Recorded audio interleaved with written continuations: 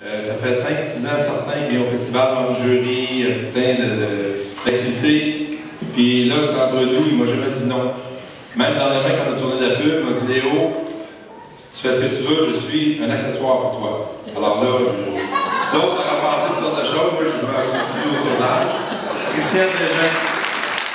Je suis membre ravi de quelque chose. À part chez Jean Coutu, depuis que j'ai eu 50 ans, là, je suis membre ravi pour la carte, là, parce qu'il est rendu à 50 ans. Maintenant, je pense chez Jean Coutu. Merci infiniment. Merci, je suis très honoré, touché.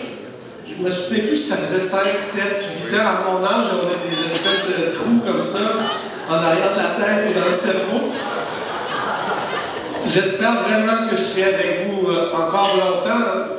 Naturellement, ça ne dépend que de moi, parce que c'est moi qui décide d'y être, mais je disais cet après-midi que pour la suite du monde, je suis convaincu qu'on doit semer et créer de plus en plus des événements comme ceux-ci.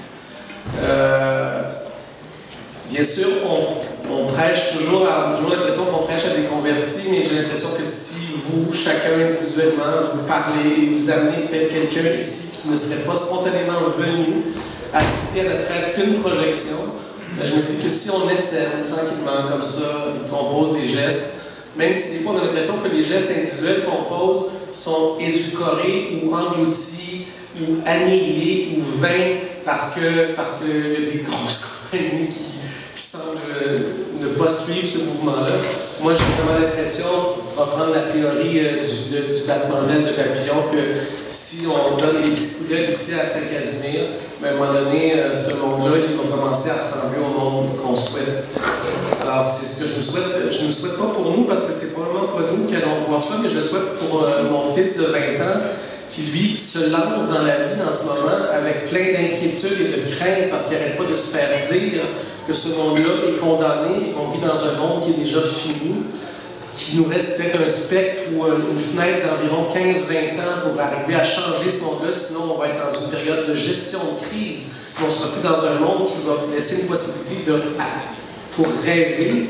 Et moi, j'ai envie que mon fils, qui a 20 ans, qui vit en appartement pour la première fois dans sa vie, qui est à l'âge où on devrait avoir des rêves, à l'âge où on doit se dire tout est possible, alors que tout semble lui dire que tout est impossible, j'ai envie que chacun de nous, ce soir, on se sente responsable de ce monde-là qu'on est en train de léguer à mon fils, à ton fils, à ta fille, à tout ça.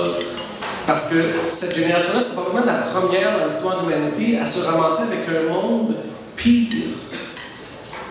C'est notre responsabilité, nous, comme adultes, de léguer à nos enfants un monde dans de meilleures conditions que les conditions dans lesquelles nous, on est arrivés. Et c'est pas ça qui est en train de se passer. Mais c'est notre responsabilité à chacun de s'assurer que nos enfants puissent vivre dans un monde meilleur. Et c'est pas ça qu'on leur prépare en ce moment. Et ce festival-là est un geste infime. C'est un petit battement d'aile dans le monde. Mais on ne peut pas accepter de laisser un monde, une cour à scrap à nos enfants. Je ne peux pas admettre que c'est ça qu'on est en train de faire. Alors je vous invite, chacun, tous et toutes, à contribuer, à être des instruments de changement pour faire en sorte que nos enfants, à nous, puissent dire, ben, on leur a préparé un terrain de jeu qui est viable et non pas une cour à scrap. Voilà, c'est tout. Voilà.